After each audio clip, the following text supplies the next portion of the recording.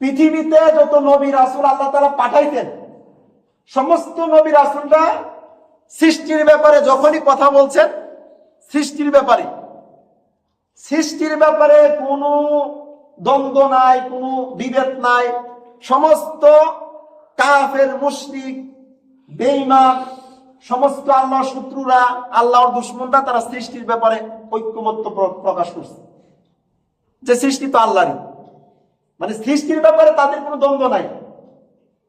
কোরআনে আল্লাহ তাআলা অসংখ্যবার বলছে যে না, আপনি ওদেরকে জিজ্ঞাসা করুন, মক্কার কুফফারদেরকে, মুশরিকদেরকে জিজ্ঞাসা করুন, আসমানের মালিক কে, জমিনের মালিক কে, চন্দ্র সূর্যের মালিক কে, তারপর কে ফসল ফলায়, কে রিজিক দেয়, কে হায়াত দেয়, কে মৌত দেয়, কে তোমাদেরকে জীবন দান করছে, এই সমস্ত তুমি জিজ্ঞাসা করো, তারা এক বাক্যে উত্তর দিবে যে এগুলো আল্লাহ সৃষ্টি করছে, এগুলো মালিক আল্লাহ। বর্তমানেও পৃথিবীতে যত মুসলিম আছে, সমস্ত মুসলিম তারা সাক্ষী এটাই দেয় যে সৃষ্টির ব্যাপারে কোনো দ্বন্দ্ব নাই, সমস্ত কিছু সৃষ্টির মালিক হচ্ছেন আল্লাহ। আল্লাহ সমস্ত কিছু কি স্রষ্টা, এটা নিয়ে কোনো দ্বন্দ্ব নয়। এটা নিয়ে কোনো নবীর রাসূলের সাথে পারাপারিও হয়েছে না, মারামারিও হয়েছে না, কোন নবীর সাথে শত্রুতামি পোষণ করা হয়েছে না এটা নিয়ে। অর্থাৎ আল্লাহর রুবুবিয়তের মধ্যে যে প্রথম যেটা সৃষ্টি, আল্লাহর সৃষ্টি, এটা নিয়ে কোনো দ্বন্দ্বাদ্বন্দ্বী নাই।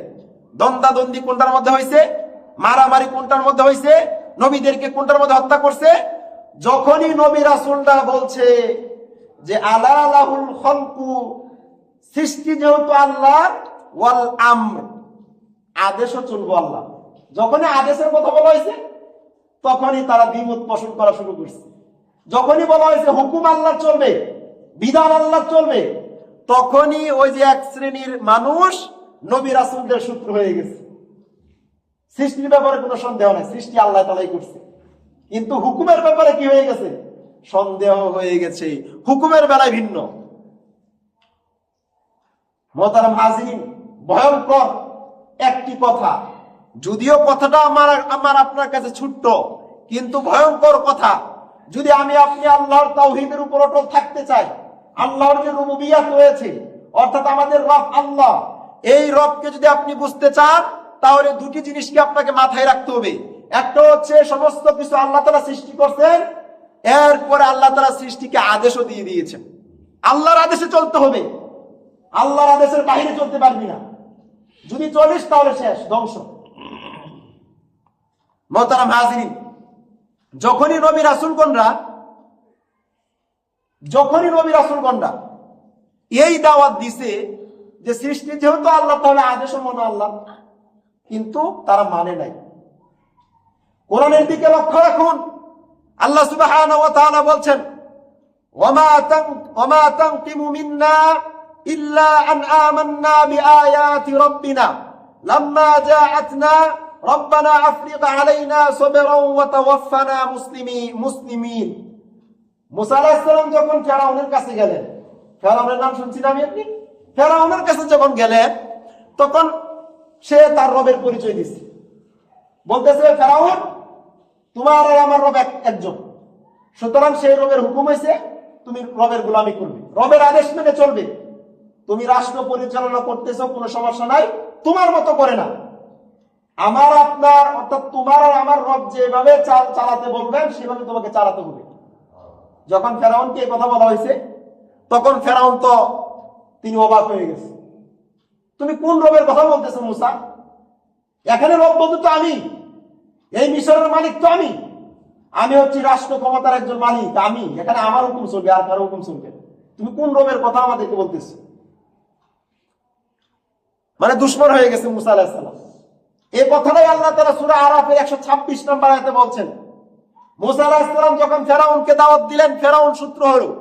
অতঃপর মুসা আলাইহিস সালাম বললেন, ফেরাউন, তুমি আমাদের কথার মধ্যে কোন কথাটা তুমি দোষ পাচ্ছ, কোন কথাটা তুমি আমাদের মধ্যে ভুল পাচ্ছ? আমি যে তোমাকে রবের সন্ধান দিলাম, এই কথার মধ্যে কোন জায়গাটার মধ্যে ভুল, কোনটার মধ্যে সন্দেহ তোমার, কোনটার মধ্যে তুমি দোষ খুঁজে পাচ্ছ? তুমি যে আমাদেরকে আমাদের সাথে শত্রুতামি করতেছো, আমাদেরকে দুশমন বানাইছো, আমাদের কাজগুলো, আমরা যা কিছু বলতেছি, যা কিছু করতেছি, এর মধ্যে কোনটা তোমার কাছে দোষের মনে হয়? ও আমরা আমান্না বিআয়াতি রাব্বিনা, আমরা আমাদের রবের আদেশ মেনে নিয়েছি দেখে তুমি আমাদের শত্রু হয়ে গেছো, আমাদেরকে তোমরা শত্রু মনে করতেছো।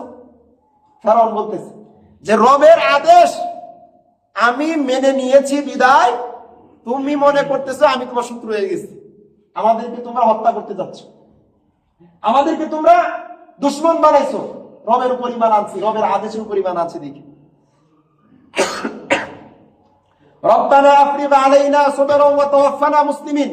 এরপর মুসা আলাইহিস সালাম আল্লাহর কাছে দোয়া করলেন, রবের কাছে দোয়া করলেন, আয় রব আপনি আমাদেরকে ধৈর্য ধরার তৌফিক দান করুন।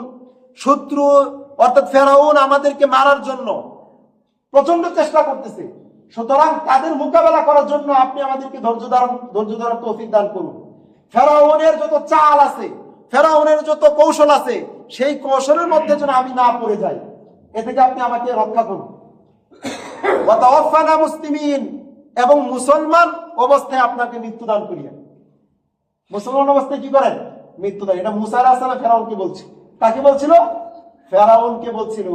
আজও আমরা যখন বলি যে এভাবে দেশ চালাও না, ওইভাবে চালাও, তখন আমরা শত্রু হয়ে যাই, আমরা দুশমন হয়ে যাই। তাহলে ফেরাউন যে উত্তরসূরি সারা পৃথিবীতে এখনো আছে, সামনে কথা আসতেছে।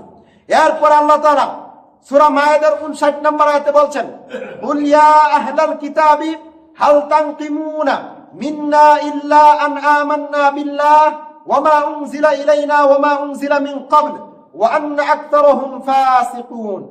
আগে বলছিল ফেরাউনের কথা, এখন বলতেছে মুহাম্মদ সাল্লাল্লাহু আলাইহি ওয়াসাল্লামের কথা। আমার আর আপনার মুহাম্মদ সাল্লাল্লাহু আলাইহি ওয়াসাল্লাম, রাসূল সাল্লাল্লাহু আলাইহি ওয়াসাল্লামের কথা আল্লাহ তাআলা বলতেছেন। তিনি বললেন যে হে আহলে কিতাবগণ, ইহুদি খ্রিস্টানরা, আমরা যে কাজগুলো করতেছি, যে কথাগুলো বলতেছি, এই কথার মধ্যে তোমরা কোন কথাটা দূষণীয় পাচ্ছ? কোন কথাটা তোমাদের কাছে ভুল মনে হচ্ছে? ও আমরা ঈমান আনছি আল্লাহর উপর, আমাদের রবের উপর ঈমান আনছি, এটাই কি ভুল আমাদের? এটাই কি আমাদের দোষ? এটাই কি আমাদের অপরাধ? ওয়া মা উনজিলা ইলাইনা, এবং আল্লাহ যা নাজিল করছে সেই কথার উপর ঈমান আনছি, অর্থাৎ কোরআনের উপর ঈমান আনছি, এটাই কি আমাদের দোষ? এটাই কি আমাদের অপরাধ? ওয়া মা উনজিলা মিন ক্বাবল, তোমাদের উপর যে কিতাব আল্লাহ নাজিল করছেন সেগুলোর উপর তোমরা ঈমান আনতেছ। ওয়া আন্না আকতারুহুম ফাসিকুন, সুতরাং তোমাদের মধ্য থেকে, তোমাদের কিতাব অনুসারীদের মধ্য থেকে অনেকেই ভিন্ন বিচ্ছিন্ন হয়ে গেছে, সঠিক পথে নাই তোমাদের মধ্যে। মুহাম্মদ সাল্লাল্লাহু আলাইহি ওয়াসাল্লাম এই কথাই বলছেন। তাহলে আমাদের দুশমনটা ওই যে আমরা আল্লাহর উপর ঈমান আনছি, আল্লাহর কথার উপর ঈমান আনছি দেখাই আজকে আমরা শত্রু হয়ে গেছি, আমরা আজকে দুশমন হয়ে গেছি। মুহাম্মদ সাল্লাল্লাহু আলাইহি ওয়াসাল্লাম দুশমন হয়ে গেছিল যখন বলছিল এই কথা। মুহতারাম হাজিরিন, তাহলে নবী রাসূলগণরা পৃথিবীতে যখন আল্লাহর তাওহীদের দাওয়াত দিছে, রবের পরিচয় দিছে, সৃষ্টির ব্যাপারে কোনো দ্বন্দ্ব ছিল না, সমস্ত মানুষই সৃষ্টির ব্যাপারে ঐক্যমত্য পোষণ করছে। অর্থাৎ আল্লাহর দুশমন যারা, তারাও বলছিলেন সৃষ্টিকর্তা আল্লাহ, কিন্তু আল্লাহর আদেশ তারা মানে নাই। কি মানে নাই?